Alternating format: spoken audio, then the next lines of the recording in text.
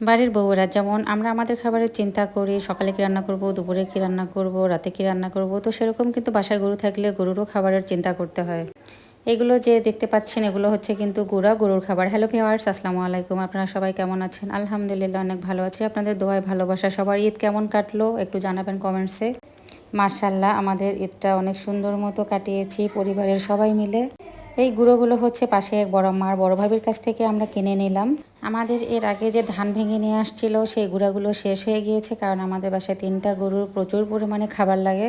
তো এবার আমরা যেহেতু ভুট্টা করেছি, আমরা ভুট্টা আর ধান ভাঙতে দিয়েছি। এখন পর্যন্ত অবশ্য নিয়ে আসিনি, ওগুলো হচ্ছে মিলে রাখা আছে, ঈদের কারণে আর কি ওরা দিতে পারেনি ভেঙে।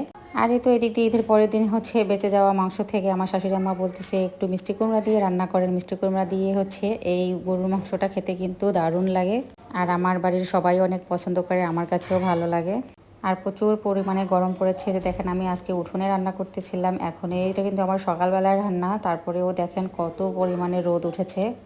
আর রান্নাবান্না একটু তাড়াহুড়া করতেছিলাম, যেহেতু আজকে হচ্ছে আমি বাবার বাড়িতে যাব। অনেক দিন পর হচ্ছে ঈদের দ্বিতীয় দিন আমি বাবার বাড়িতে যাচ্ছি, কারণ আপনাদের ভাইয়ের হচ্ছে ছুটি অনেক কম, মাত্র 5 দিনের ছুটি পেয়েছে। আর অনেক দিন ধরে সে শ্বশুরবাড়িতেও যায়নি, তাই বললো যে চলো ঈদের পরের দিনই আমরা এবার যাব, তা না হলে কিন্তু ছুটি শেষ হয়ে যাবে। আর এদিক দিয়ে হচ্ছে আমার ছোটো ননদও আসছে ও শ্বশুর বাড়িতে, আর আমার বড় ননাস সবাই এখনও কেউ আসেনি আর কি। ওরা নাকি হচ্ছে ঈদের 2 দিন পর আসবে। তো এই সুযোগে হচ্ছে আমিও রওনা দিয়ে দিলাম বাবার বাড়ির উদ্দেশ্যে।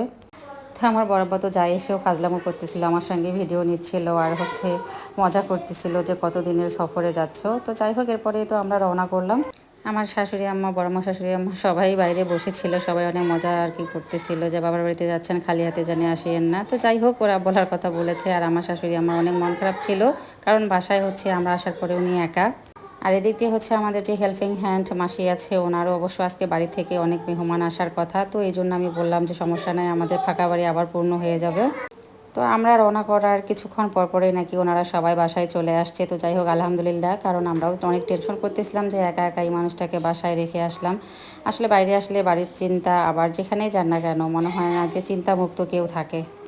তো আমার বাবার বাড়িতে আসার এই পথটা আমার কাছে অনেক অনেক ভালো লাগে, এই জন্য মাঝে মধ্যে মানে কিছু রাস্তার ভিডিও আপনাদের সঙ্গে শেয়ার করলাম। আর যেহেতু পড়ন্ত বিকেলে দেখেন অনেক সুন্দর লাগতেছিল, ওয়েদারটাও ছিল ঠান্ডা ঠান্ডা, কারণ আমরা হচ্ছে সকালবেলা রওনা করার কথা ছিল, কিন্তু প্রচুর পরিমাণে রোদের কারণে আমরা হচ্ছে দুপুরবেলা রওনা করে নিই। পরে হচ্ছে বিকালবেলার দিকে আগে রওনা করেছি প্রায় 4টার পরে।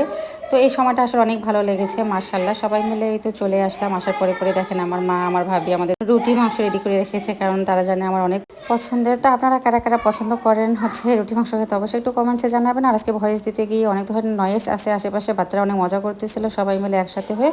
তো আজকের ভিডিওটা এই পর্যন্ত। সবাই ভালো থাকবেন, সুস্থ থাকবেন। আল্লাহ হাফেজ। আমাদের জন্য দোয়া করবেন ভালোভাবে যেন বাবার বাড়িতে থেকে বাসায় যেতে পারি। আল্লাহ হাফেজ, শুভরাত্রি, আসসালামু আলাইকুম।